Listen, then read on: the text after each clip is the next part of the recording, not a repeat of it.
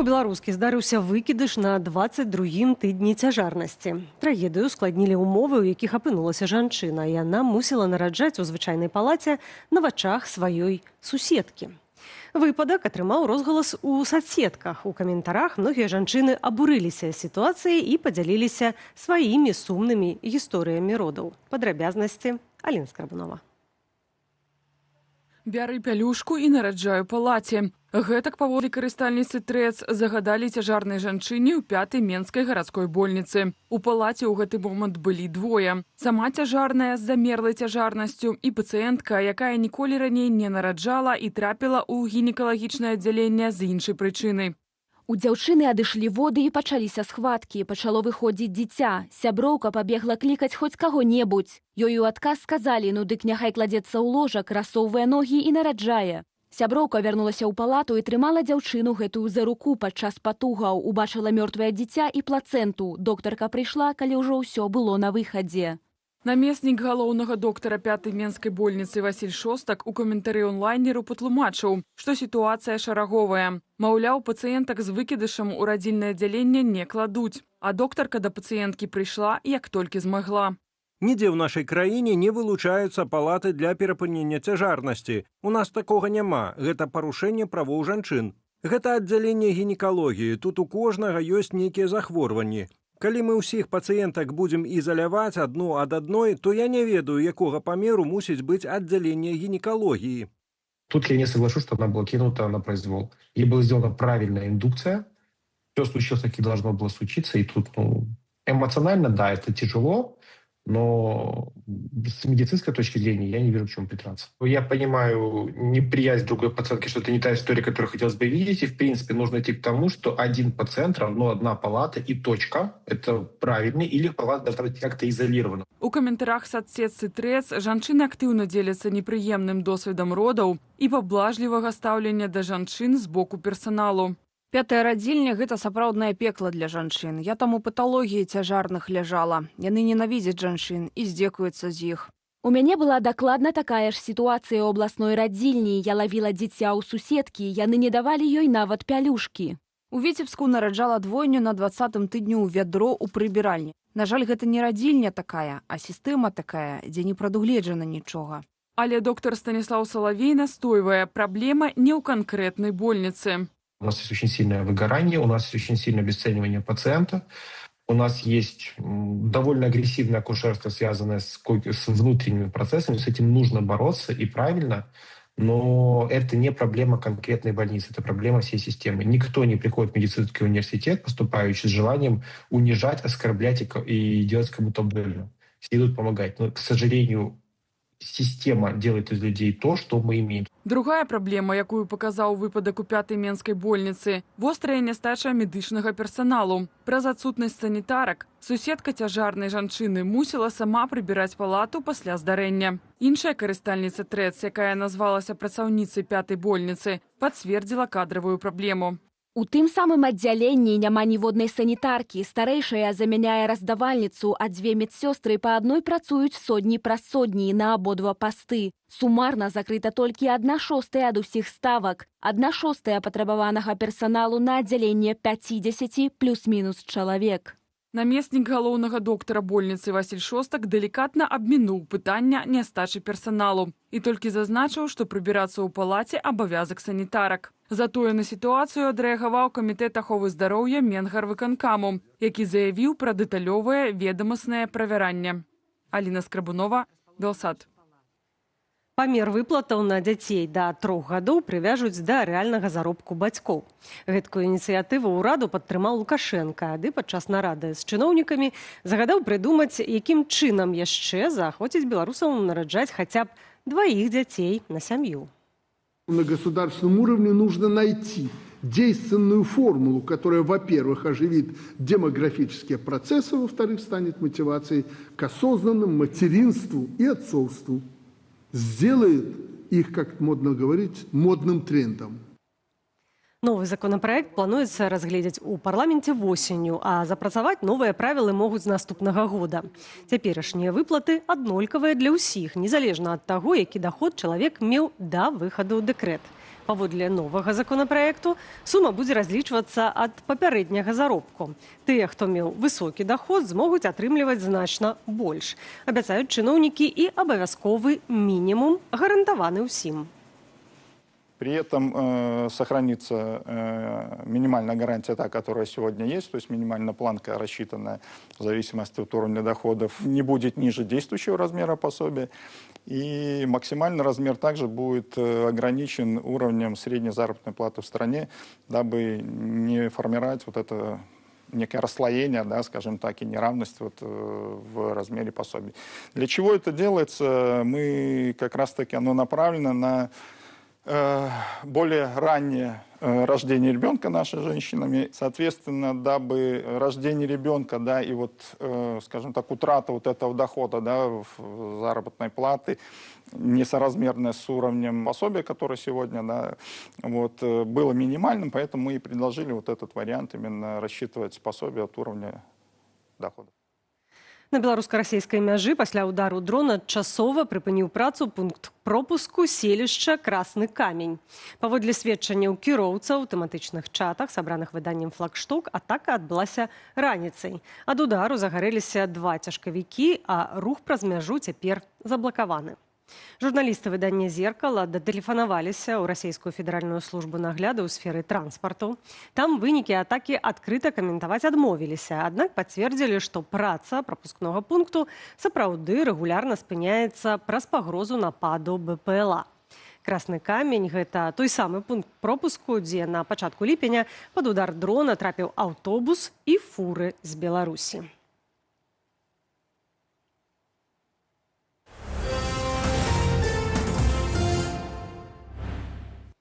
Сёння ў Варшаве на 80-м годзе пайшоў з жыцця вядомы палітык, былы кандыдат у прэзідэнты Александр Міленкевіч.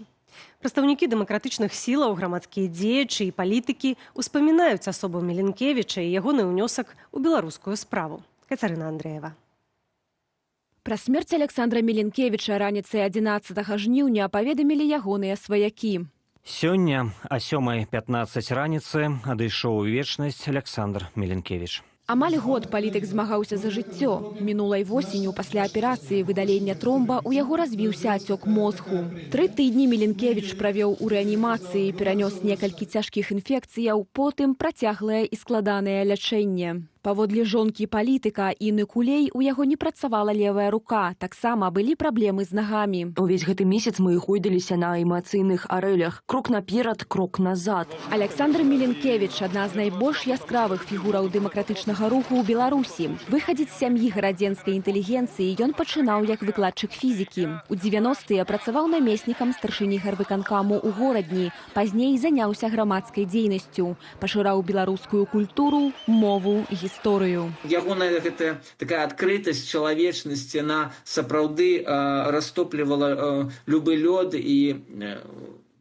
ён доўгі час паказваў і беларусам, і нашим еўрапейскім партнерам, што Беларусь можа быць іншай, і што беларусы сапраўды яны еўрапейскі народ, што нашы карані і наша будучыня ў Еўропе. Ён шмат што дзеля гэтага зрабіў. На выбарах 2006 года Міленкевіч быў вылучаны адзіным кандыдатам ад апазіцыі. Паводле ЦВК ён набраў крыху больш за 6% галасоў, аднак вынікі тых выбараў, як і ўсіх наступных, былі сфальсіфікаваныя ўладамі. Некалькі дзён, цягам якіх у цэнтры Менску прастаяў намётавы гарадок пратэстоўцаў, увайшлі ў гісторыю як валошкавая рэвалюцыя. Тады беларусы упершыню масава выйшлі на плошчу. На выбарах 2010-го Міленкевіч адклікаў сваю кандыдатуру праз адсутнасць еднасці ў апазіцыі. Ён узначальваў рух за свабоду. Разам са Святланай Алексіевіч стварыў фонд «Вольны беларускі універсітэт». Пабудаваўшы шмат такіх мастоў, маючы вялікую колькасць сяброў, ён карыстаўся велізарным аўтарытэтам, і гэта вельмі важна. То бок, вось такая пазітыўная чалавечая, такі пазітыўны чалавечы складнік Міленкевіча, ён, я думаю, шмат на каго станоўча паўплываў, і ягоная роля у найноўшай гісторыі Беларусі, яна вельмі значная. У жніўні 2022-го Міленкевіч пакінуў Беларусь праз пагрозу рэпрэсіяў. У эміграцыі працаваў пазаштатным дарадцам Святланы Ціханаўскай у еўрапейскім выбары. Чалавек выключнай годнасці, светлай душы і светлага розуму, які стаў для многіх з нас сапраўдным арыенцірам. Дзякуючы сваёй мудрасці і жыццёваму досведу Александр Уладзімірович быў для мяне надзейнай апорай і чалавекам, да чыёй думкі я заўсёды прыслухоўвалася з вялікай павагай. Александр Міленкевіч гэта глыба, гэта палітык агульнаеўрапейскага маштабу. І калі б ён стаў прэзідэнтам Беларусі, мы б жылі зусім іншай краіне, вольнай, незалежнай, еўрапейскай, заможнай, і магло б усё скласціся зусім інакш. Ён умеў натхняць, паказваць шлях, ягонай мудрасці, вопыту нам будзе вельмі не хапаць. Калі адбудзецца развітанне з Александром Міленкевічам і дзе ён будзе пахаваны, сваякі пакуль не паведамляюць. Кацярына Андрэева, Белсат. Телеканал «Белсат» выказвае шчырыя спачуванні родным і блізкім Александра Міленкевіча.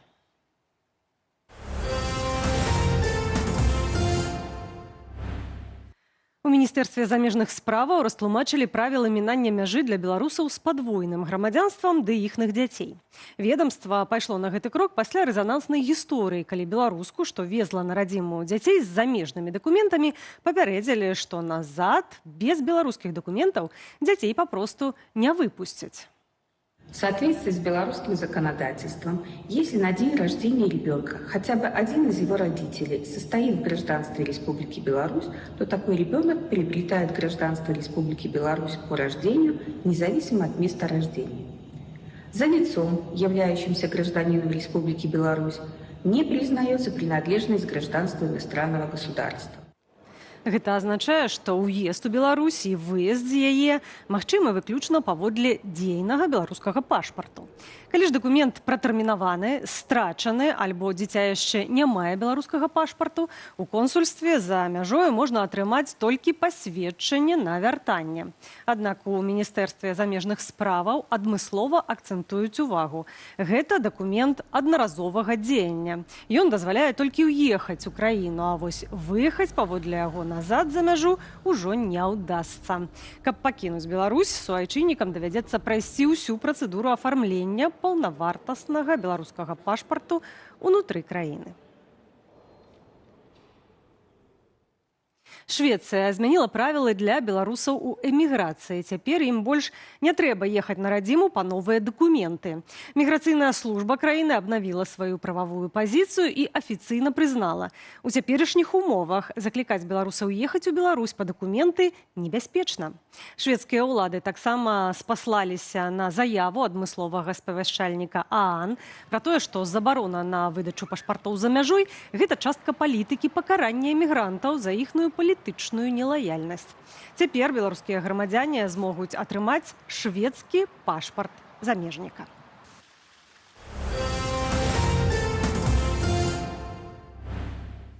Неналежнае назіранне за хранічнымі хваробамі, ігнараванне псіхалагічнай дапамогі і амаль поўная адсутнасць стаматалогіі. З такімі праблемамі сустыкаюцца вязні ў турмах Беларусі. Праваабаронцы з дактароў за праўду і справядлівасць прэзентавалі ў Вільні даследаванне пра стан медычнай і псіхалагічнай дапамогі, ды распавялі пра галоўныя праблемы. Па-першае, праблема залежнасці. Прафесійных рашэнняў, якія прымаюць медыкі, ад ціску адміністрацыі. Это вельмі сур'ёзная праблема. Калі больш вузкія накірункі браць, гэта пытанне спецыялізаванай кваліфікаванай медыцынскай дапамогі. Гэта пытанне даступнасці найперш да экстраннай і неадкладнай медыцынскай дапамогі. У аснову даследавання леглі сведчанні былых палітвязняў, якія прайшлі праз 14 папраўчых установаў краіны. Вынікі ніводная з даследаваных калоніяў ці турмаў не дасягнула прымальнага ўзроўню аказання дапамогі. Найбольш крытычны стан маюць гарадзенская турма і калонія ў Шклове. Акрамя таго, неаднаразова зафіксаваныя выпадкі цяжкіх ускладненняў і нават смерцяў зняволеных праз несвоечасовае лячэнне. 3 тыдні да 1 верасня. Чыноўнікі запэўніваюць, сабраць дзіця ў школу сёлета змогуць усе. Выбар тавараў шырокі, а цэны даступныя. Бацькі ж падлічваюць выдаткі і называюць суммы сотні, а нават больш за 1000 рублёў. Як сабраць дзіцё ў школу і на якую дапамогу ад дзяржавы могуць разлічваць сем'і? Валера Руселік. 1 верасня школы нашай краіны адчыніць свае дзверы прыкладна для 1,25 мільёна навучэнцаў, з якіх 87,5 тысяч прыйдуць першы раз у першы клас. Зрэшты, калі для маленькіх беларусаў школьныя турботы пачнуцца амаль праз 3 тыдні, то галава баліць многім бацькам ужо сёння, як сабраць дзіцё ў школу. Улады і падкантрольныя ім медыя супакойваюць, грошай на зборы хопіць ва ўсіх. Давайте тогда посмотрим для старшеклассников мужские костюмы. От каких цен стартуют вы знаете, эти вещи? У нас цены есть на любой цвет, говорится, вкус и кошелек. Самая демократичная цена – это 146 рублей 30 копеек с хорошим составом. Да таго ж яшчэ з чэрвеня працу школьных кірмашоў і гандлёвых цэнтраў манітораць адмысловыя камісіі з Міністэрства адукацыі і прафсаюзаў. У інструкцыях інспектараў пералік ажно з 70 пазіцыяў. Ад асартыменту і бяспекі тавараў да цэнаў і краіны-вытворцы. Среди канцелярских товаров представлен достаточно широкий ассортимент товаров, большое количество товаров белорусского производства, начиная от рюкзаков школьных и заканчивая обычными школьными тетрадями. Во всех торговых объектах есть дневники в жесткой, в мягкой обложке, поэтому на сегодняшний день не зафиксировано отсутствие каких-либо товаров. Што праўда, купляць айчыннае ці не, тое яшчэ пытаннічка. У соцсетках бацькі дзеляцца ўласнымі бюджэтамі школьных збораў. Збор дзіцяці ў 3 клас завершаны. Бюджэт 1000 рублёў без канцелярыі. Я планую на 3 столькі выдаткаваць. Папросту трэба не ісці ў ЦУМ, ГУМ і іншыя падобныя крамы. Цяпер на Wildberries замовіла 2 пола з рукавамі і штаны на першакласніка, агулам 100 рублёў. Не разумею, як можна сабраць за меншы кошт. Мы сабралі першакласніка з канцелярыяй за 1200 рублёў, плюс-мінус. ЦУМ той, который на савецкай, там цэны космас, але, як той казаў, кожны апране на свой бюджэт, а хтосьці папросту ўмее знайсці добрае за капейкі. Ну і прынамсі шматдзетныя сем'і змогуць троху тых капеек заашчадзіць, дзякуючы аднаразовай матэрыяльнай дапамозе 159 рублёў 11 копеек на кожнага шкаляра. Сёлета на гэтыя выплаты могуць разлічваць каля 230 тысяч будучых навучэнцаў. Валер Руселік, Белсат. У аб'ектыве на гэтым ставім кропку. Больш інфармацыі знойдзеце на старонцы і ў сацыяльных сетках Белсату. Інфармацыйны вечар працягне студыя Белсат, якую мы правядзем з Юліяй Лабанавай. Вітаю, спадарства. Александр Міленкевіч, голас беларускай інтэлігенцыі і лідар плошчы 2006. Палітыка, які прысвяціў сваё жыццё змаганню за еўрапейскую Беларусь і сёння раніцу пайшоў з жыцця. Згадаем з ягоным паплечнікам, журналістам Паўлам Мажэйкам. У другой частцы эфіру вернемся да вынікаў канферэнцыі «Новая Беларусь», што паказаў форум і ці да лепшага фрагментацыя дэмакратычных сілаў, абмяркуем з палітычным аналітыкам Ігорам Тышкевічам. А яшчэ вас чакае аўтарская рубрыка Віталя Цыганкова «Высновы». Сёння пра тое, чаму спроба Лукашэнкі вярнуць Беларусь у савецкае мінулае, асуджанае на правал. Запрашаю. Спадарства, таксама слухаем і ваш голас. Я кажу пра апытанне традыцыйна. Праз некалькі хвілінаў раскажу, якое сёння пытанне.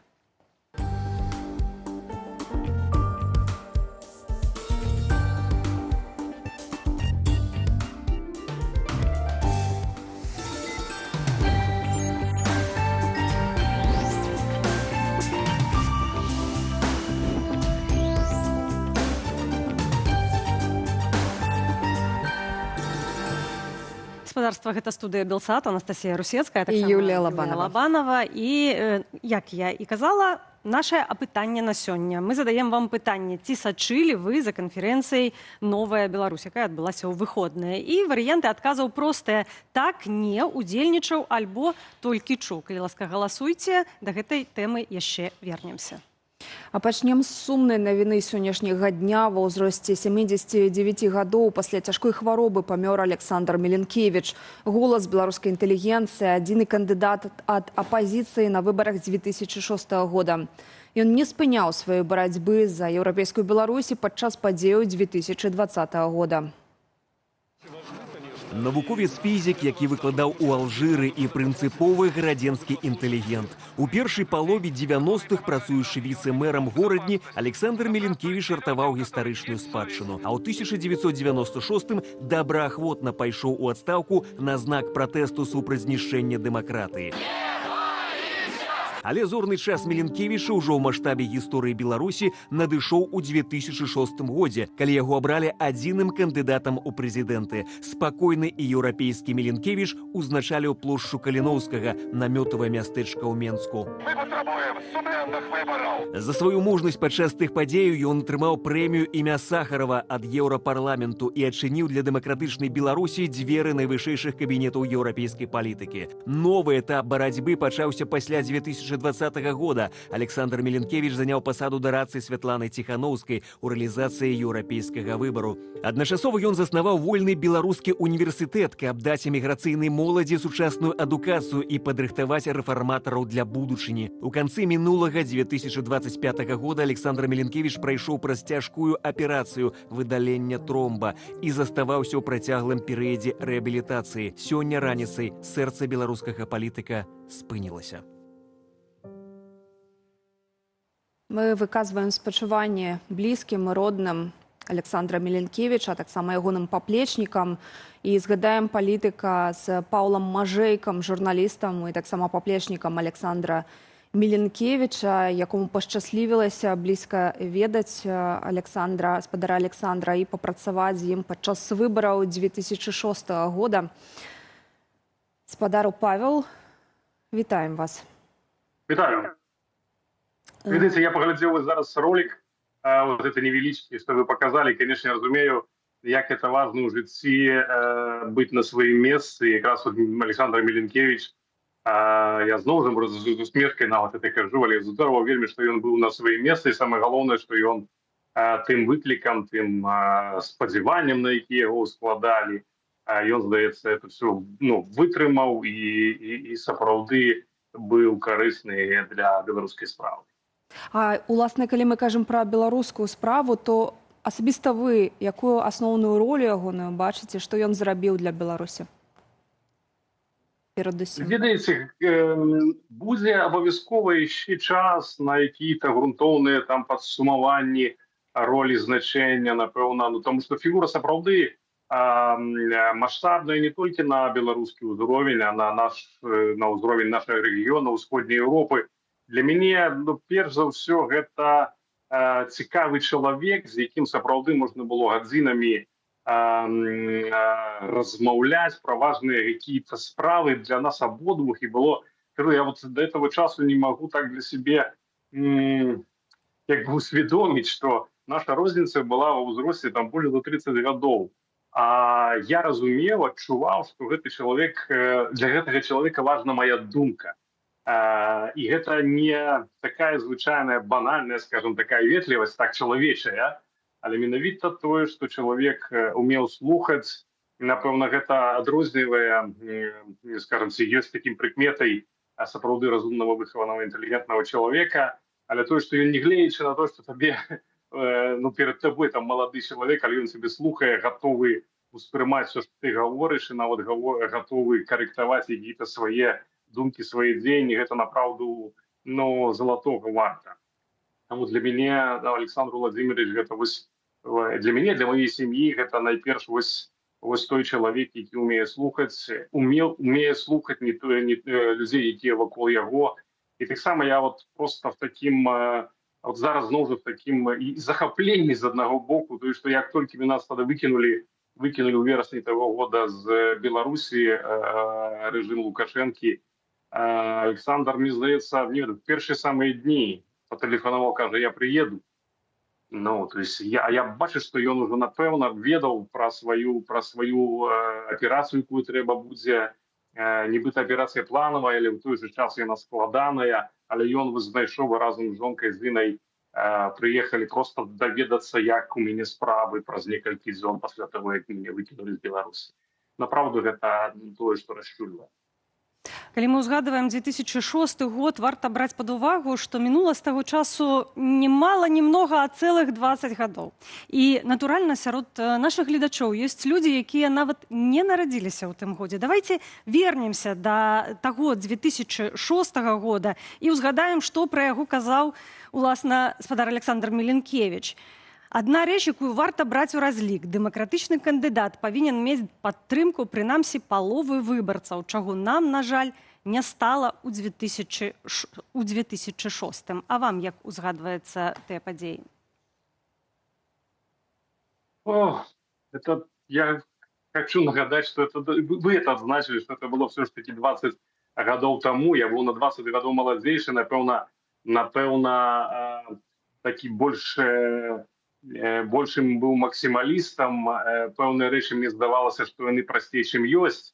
І таму, напэўна, таксама я в нейкай ступені, не ведаю, мог прыслухоўвацца да нейкіх закідаў у бок Міленкевіча, тое, што ён можа быць дзесьці там які-то нерашучы і гэтак далей. Але з узростам ты разумееш, што чалавек, і сапраўды даведваючыся чалавека, ты разумееш, што такое в наших тых умовах, в якіх апынулася беларуская грамадзянская супольнасць, усе беларусы, як важна вытрымліваць гэты такт, як важна вытрымліваць гэту пэўную здаровую асцярожнасць, якой трымаўся Міленкевіч, і ў той жа час ніводнага разу, ніводнай секунды не схібіць у тым выбары, а гэта менавіта еўрапейскія выбары, выбар здаровасці, нармальнасці в Беларусі. Гэтым ён, канешне, направду адзначаецца, і я яго за гэта менавіта цэню.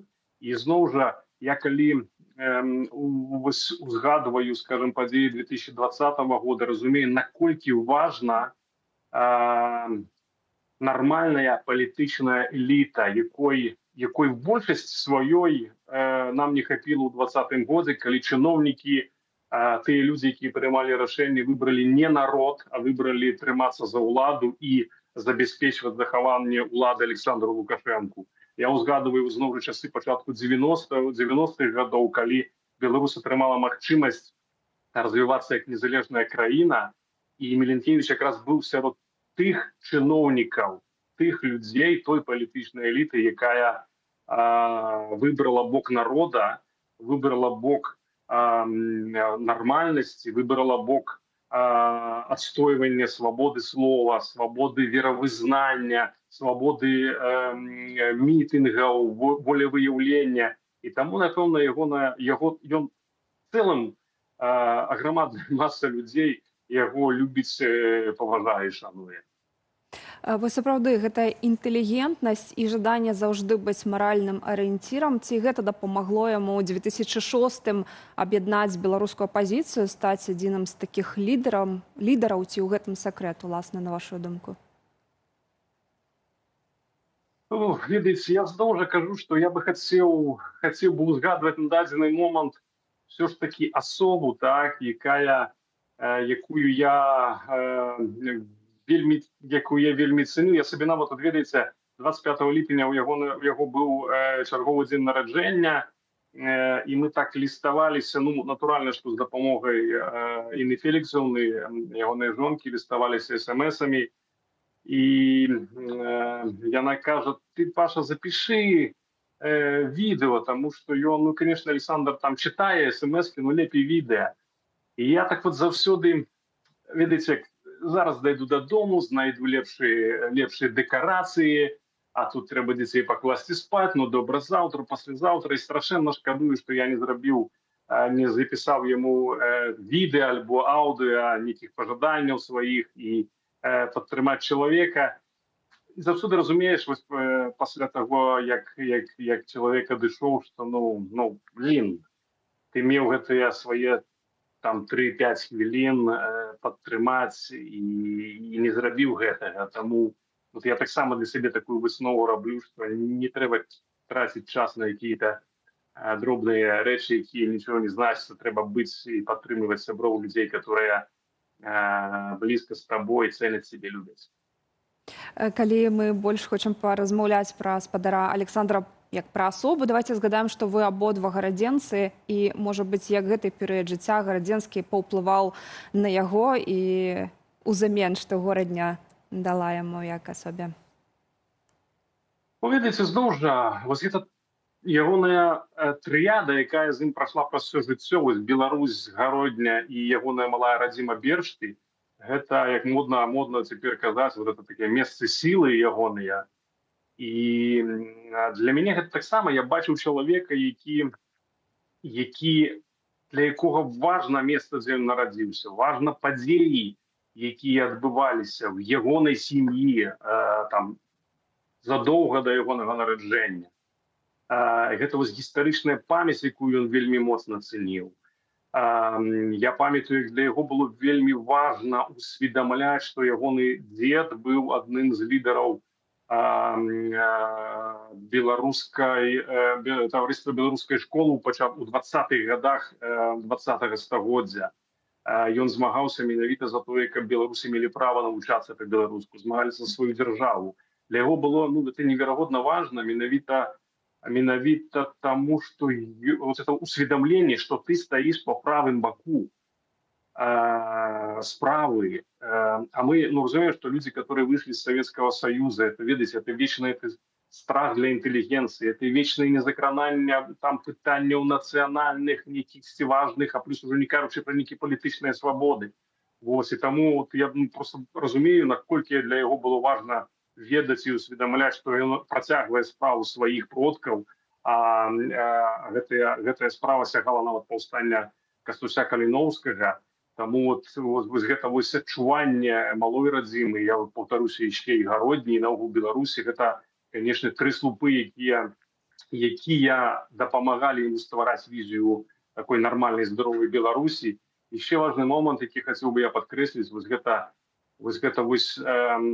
той момент, што ён нарадзіўся на памежжы і все сваё жыццё пражыў на памежжы, беларуска-польскай, літоўскім. Это зноў жа той момент, які дазваляе, дае чалавеку разуменне, што не трэба перці як танк, так? Не трэба адстойваць заўсёды, як бы скажем, то есть спрабаваць дамагчыся, каб іншыя тебе прынялі твою думку любым коштам.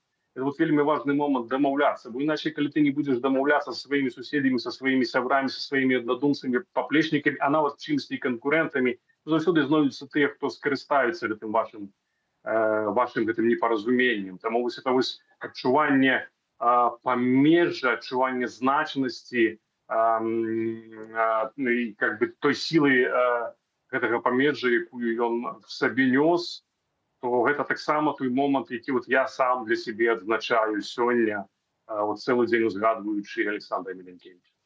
Адзін з апошніх допісаў на старонцы спадара Александра Міленкевіча ў сацыяльнай сетцы, ён распавядае пра гарадзенскі вежавы гадзіннік, які паходзіць з першай ратушы. І кажа пра тое, што не можа цяпер быць у роднай гародні, але, цытую, не магу ўзняцца на вежу і пачуць гэтае роўнае, цярплівае тык-тык, але кожны раз, калі думаю пра малую радзіму, уяўляю менавіта яго. Гэты ход, што перажыў войны, пажары, змены ўладаў і чалавечыя лёсы.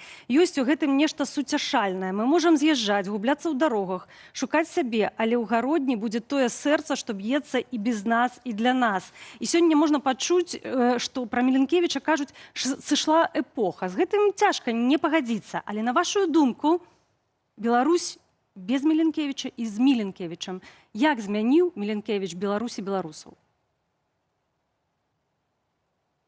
Слухайте, вельмі лёгка в такія дні, в такі час збіцца на нейкія такія вельмі простыя, можа, часам пафасныя словы. Я калі пачынаў нашу размову, казаў пра тое, што як важна, дзякуючы роліку, які вы паказалі, сюжэту, вельмі важна быць на сваім месцы і на гэтым самым месцы зрабіць все, што ад сябе залежыць, все, што ты сам сабе уявіў, як ты павінен развівацца, якой павінна быць твая мэта, якой павінна быць тая дзяржава, да якой ты клічаш людзей.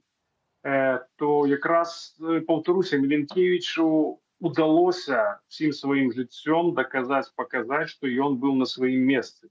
Гісторыя крытыкі, хто заўгодна пасля ацэніць, напэўна, яшчэ не раз, але факт застаецца фактам. Там, в тых ролях, в якіх быў Міленкевіч, тыя задачы, якія перад ім стаялі, ён выканаў, мне здаецца, калі не на 100%, то як мінімум на 99%. Дзякую вам вялікі за гэту размову, за гэтыя важныя сведчанні і словы. Павел Мажэйка, журналіст, паплечнік Александра Міленкевіча, быў госцем студыі Белсат. Ну і хацелася б проста адзначыць, што сапраўды не хапае часу ў выданні акрэсліць усё, што зрабіў Александр Міленкевіч для Беларусі.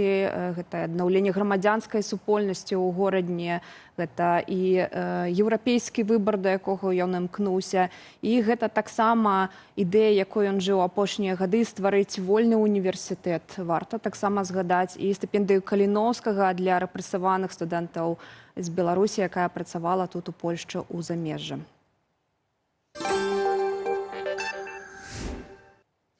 І да нашай наступнай тэмы палітыкі, журналісты і эксперты падводзяць вынікі 5-й канферэнцыі «Новая Беларусь», якая прайшла ў Варшаве 8-9 жніўня. Праз хвіліну пачуем меркаванне палітычнага аналітыка Ігора Тышкевіча, а пакуль коратка нагадаем, што адбылося падчас канферэнцыі.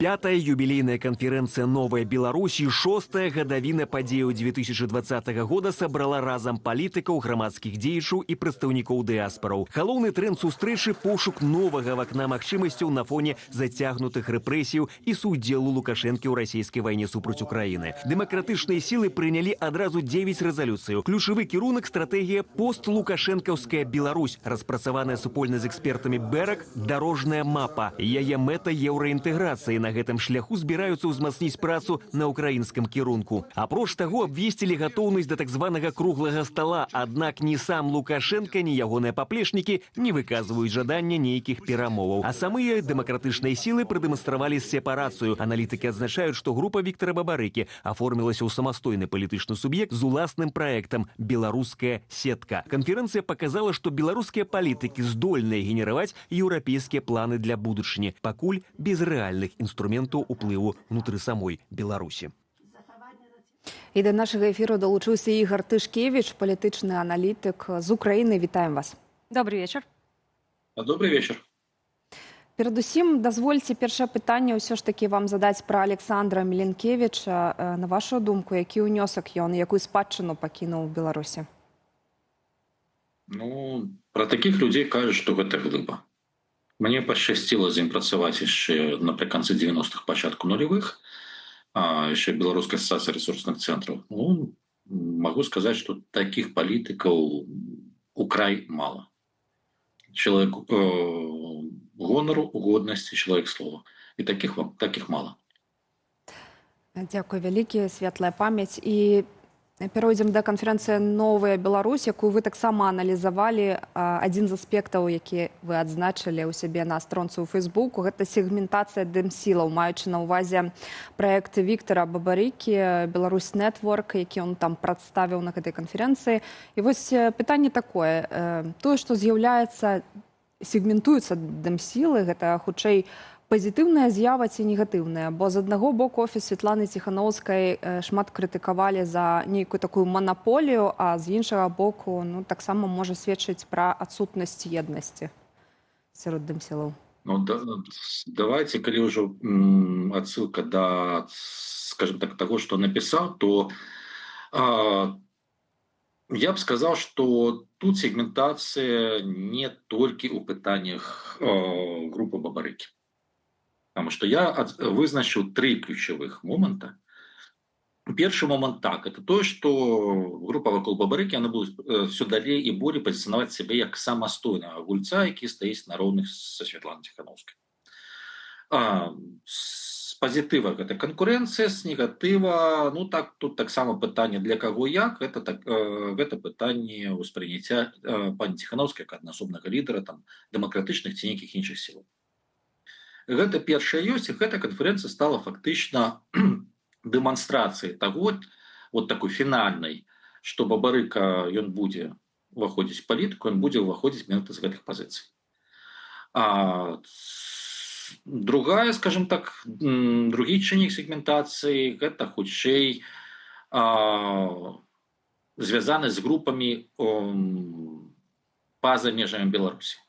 І ў дадзеным выпадку я прыводзіў прыклад у тым ліку беларусаў, якія пражываюць у краіне, дзе ў значнай частцы груп досыць крытычнае стаўленне да дзейнасці Святланы Ціханаўскай.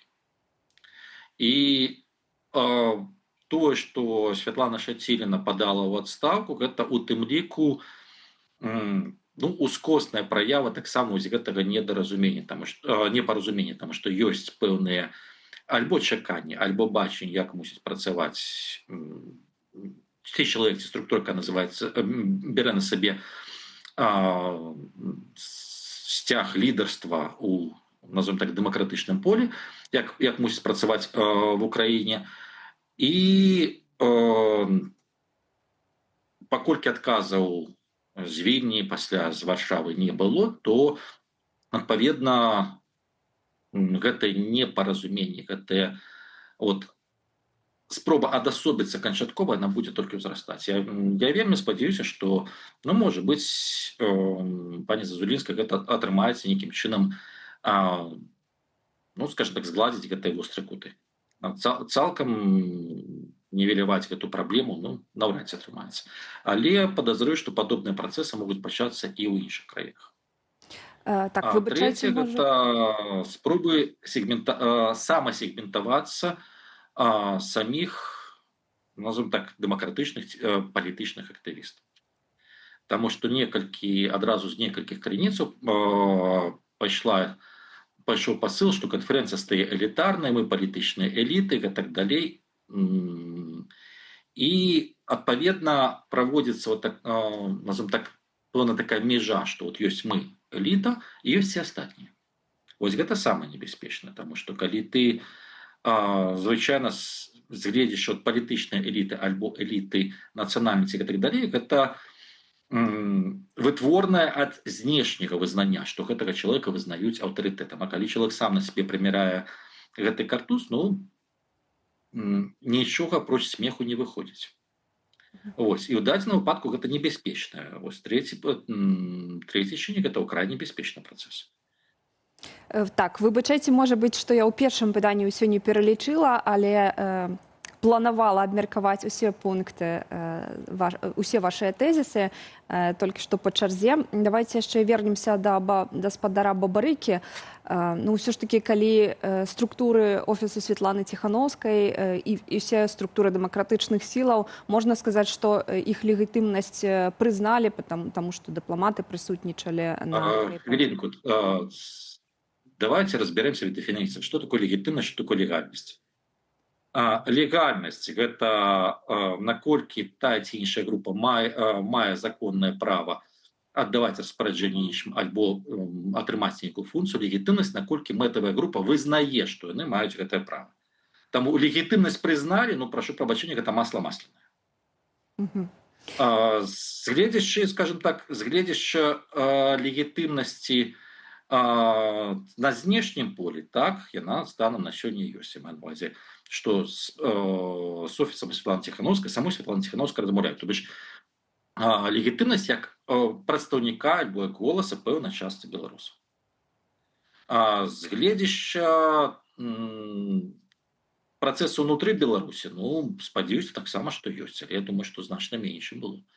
З гледзяшча легітымнасці сярод дыяспор, я ўжо прыводзіў прыклад значнай часткі украінскіх груп, дзе гэтай легітымнасці ў такім выпадку няма.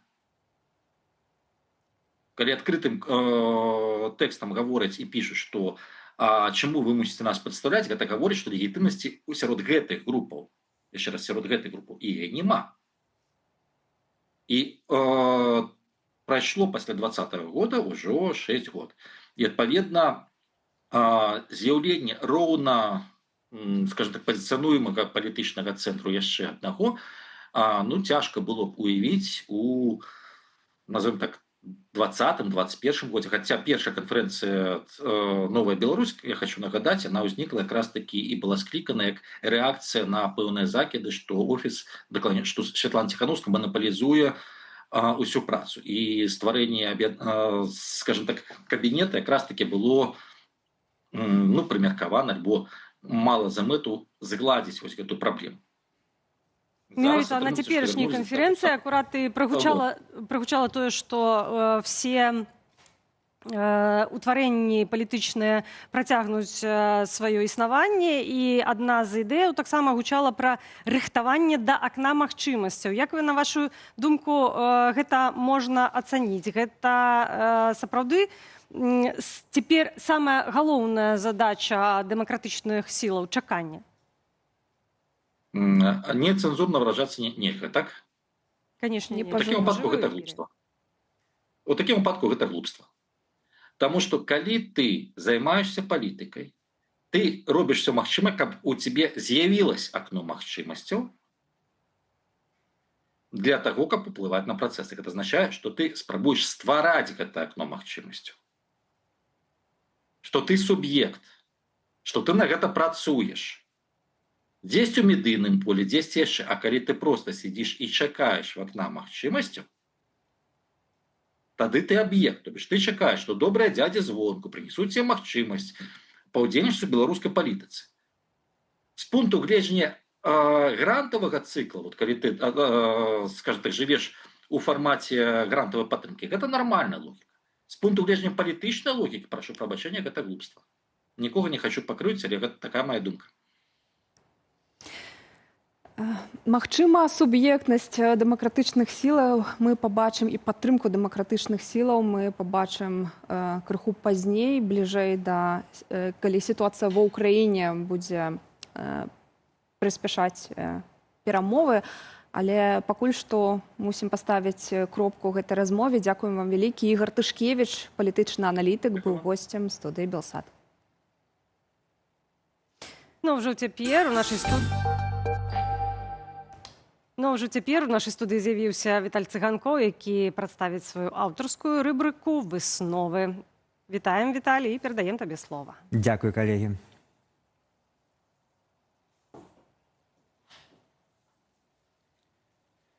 Сёння мы пагаворым пра тое, чаму і за што Лукашенка так любіць савецкую ўладу і савецкую сістэму. І гэта пры тым, што толькі дзякуючы дэмакратыі ён стаў кіраўніком дзяржавы. А ў Савецкім Саюзе ён бы ніколі не зрабіў ніякай кар'еры, хутчэй за ўсё кепска б скончыў альбо ў турме, альбо, прынамсі, без паспяховай кар'еры. Пішыце ў каментарах, як шмат савецкага вы назіраеце ў сваім жыцці і чаму, на вашу думку, гэта і сёння адбываецца ў Беларусі. 10 жніўня Менск наведал старшыня камуністычнай партыі Расійскай Федэрацыі Геннадзь Зюганаў, які ўручыў Александру Лукашенку падарунак – ленінскую прэмію ЦК КПРФ. Вы падвоілі свой савецкі патэнцыял. Ваше дасягненне ў тым, што на базе найлепшай савецкай эпохі дадавалі, нічога не выкідаючы і рухаючыся наперад.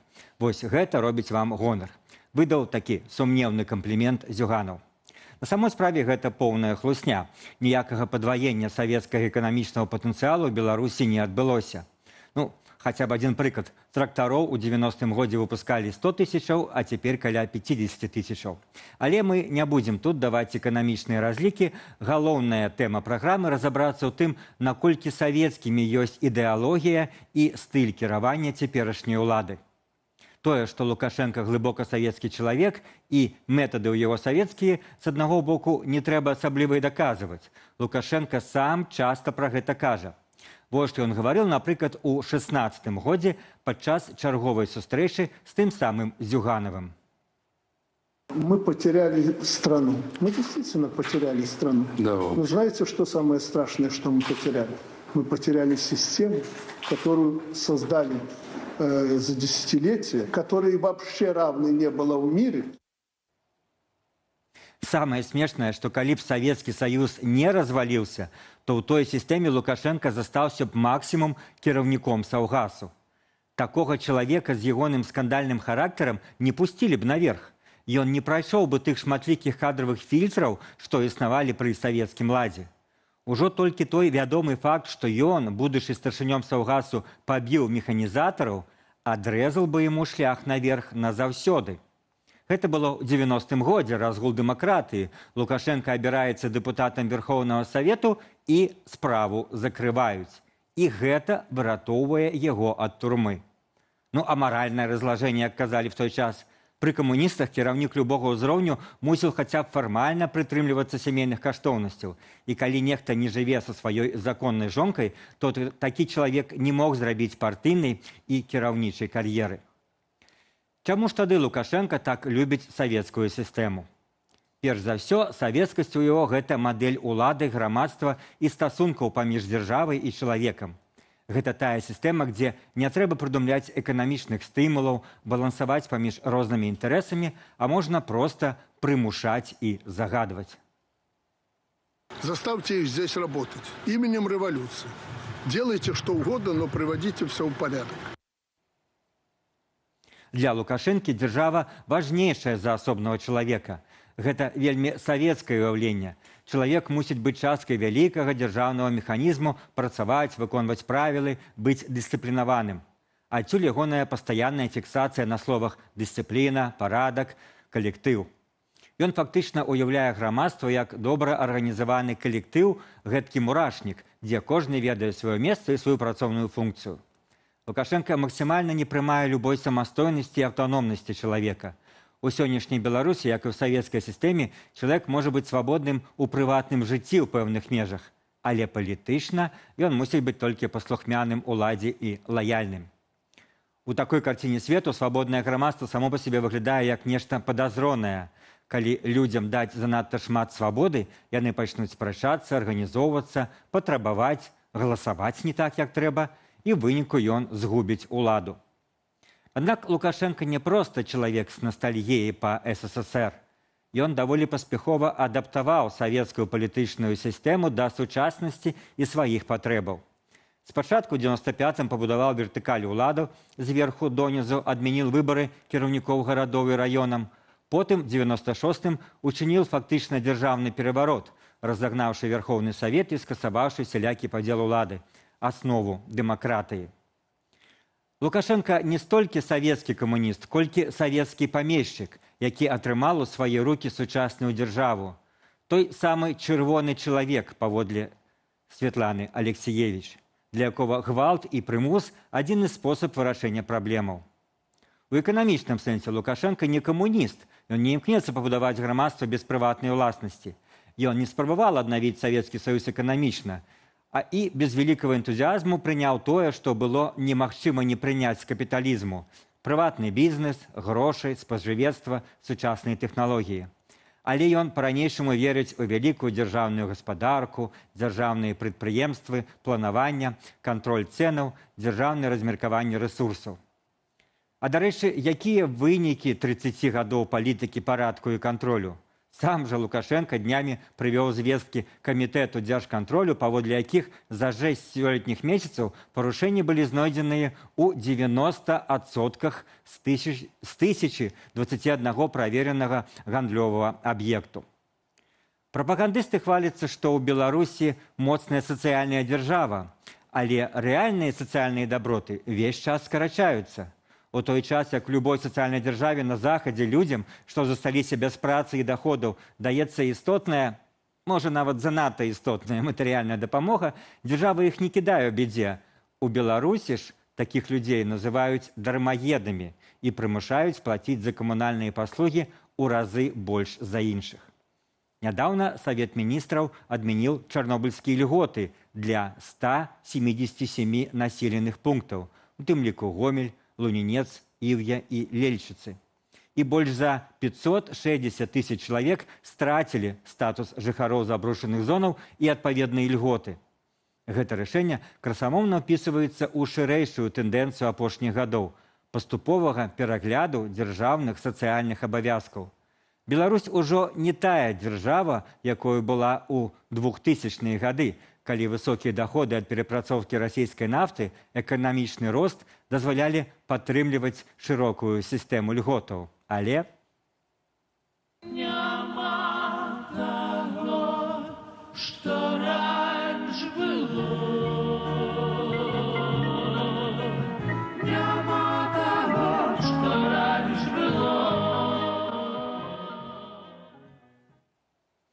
Няма таго. Чарнобыльскія льготы доўгі час былі адным з найбольш дарагіх элементаў беларускай сацыяльнай сістэмы. За апошнія гады ўлады неаднаразова ішлі на скарачэнне розных відаў падтрымкі, імкнучыся зменшыць нагрузку на бюджэт.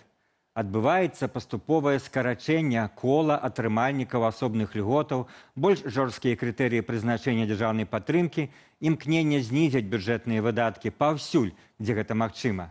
Так званая сацыяльная дзяржава, якой хваліліся прапагандысты, знікае, як тая шчыгрынавая скура. Але колькі б не было кантролю і парадку, чалавеку з такімі спецыфічнымі псіхалагічнымі рысамі, як у Лукашэнкі, заўсёды мала. Недавно ён зноў наракаў, што не стае той сістэмы кіравання, якая была ў Савецкім Саюзе, калі над выканаўчымі органамі стаяла вышэйшая рэальная ўлада, партыйныя органы. Акрамя савецкага, Лукашенко любіць і кітайскі досвед, дзе па-ранейшаму ўсім кіруе адзіная камуністычная партыя. Але колькі б разоў ён пра гэта не згадваў, на самой справе ствараць яшчэ і кіраўнічую партыю яму не хочацца. Бо трэба ж будзе з гэтымі партыйцамі дзеліцца ўладай. А ў планы Лукашэнкі гэта ніяк не выходзіць. Гэта былі цыганкоў высновы, і напрыканцы скажу адразу, што пішыце свае каментары у нашым Ютубе, на нашым сайце, прапаноўваеце мне тэмы, якія, па-вашаму, трэба асветліць у нашых эфірах і в маёй праграме. І, як заўсёды, заставайцеся з Белсатам. Дзякуй вялікі. Гэта быў палітычны аглядальнік Віталь Цыганкоў, а мы перайдзем да нашай сталай рубрыкі «Жыццё рэгіёнаў». Яе мы рыхтуем разам з выданнем БГ Медыа і пачынаем з Ворша. Там паказалі, што дзіцячы парк ператварыўся ў закінутую тэрыторыю, якая, на думку саміх жыхароў, больш нагадвае горад Прывід, Прыпяць, адселены праз радыяцыю. Атракцыёны не працуюць, частка канструкцыяў стаіць у паўразбураным стане. Прыватнікі прапаноўваюць дзецям скакаць на батуце, але ніводная карусель не функцыянуе. Абсталяванне ў жудасным стане. Яшчэ ў мінулым годзе аршанцаў здымалі пытанне рэканструкцыі перад намеснікам старшыні віцебскага аблвыканкаму. Улады прызналі, што парк за амаль 20 гадоў састарэў і мае патрэбу ў комплексным абнаўленні. І красамоўна абяцалі новыя атракцыёны, гульнявыя зоны, асобную ціхую прастору. Аднак уся мадэрнізацыя інфраструктуры скончылася правядзеннем суботнікаў. У ліпені да працы ў парк нават прыцягнулі грамадзянаў з непагашанай судзімасцю і тых, хто стаіць на ўліку за хатні гвалт. Афіцыйна гэта назвалі працатэрапія. Нягледзячы на тое, што Воршу рэгулярна наведвае Лукашенка, які загадаў зрабіць горад узорам для іншых, бацькам даводзіцца на выходных вазіць дзяцей у менскія забаўляльныя паркі. А вось калі аршанскія бацькі надумаюць адвезці сваіх дзяцей на каруселі ў Віцебск, то ў дарозе трэба быць пільнымі. Юбілейны мост у абласным цэнтры не перажыў чарговага дажджу. Асаблівасць гісторыі ў тым, што гэты мост адкрылі пасля капітальнага рамонту, менш як год таму. І калі дарожнае пакрыццё яшчэ трымаецца, то грунт пад апорамі вымыла, а плітка з'ехала ўніз. Аб'ект, як гэта любяць рабіць лукашэнкаўскія ўлады, адкрылі на некалькі месяцаў раней за планаваны тэрмін. І вось цяпер ён не прайшоў праверкі на якасць звычайным дажджом. Падобная праблема не толькі на поўначы краіны. Жыхары Берасця таксама абураныя рамонтам свайго мосту. На пераправе праз Мухавец зноў развальваюцца стыкі. Літаральна некалькі месяцаў таму ўлады адрапартавалі, што зрабілі рамонт швоў на гэтым мосце, але праблема зноў вылезла у літаральным сэнсе. І, спадарства, напрыканцы звернемся да нашага пытання. Мы пыталіся ў вас, ці сачылі вы за канферэнцыяй «Новая Беларусь», і з тых, хто ўзяў удзел, 41% прагаласаваў за варыянт «так», 39% выказаліся, што не, 16% толькі чулі і 4% з нашых гледачоў удзельнічалі. Ну і, уласна, дзякуем вам за гэты ўдзел у нашым эфіры, за падтрымку, лайкі і каментары. Гэта была студыя «Белсат», якую для вас правялі Анастасія Русецкая. Юлія Лабанова. Да сустрэчы. Добрага вечара.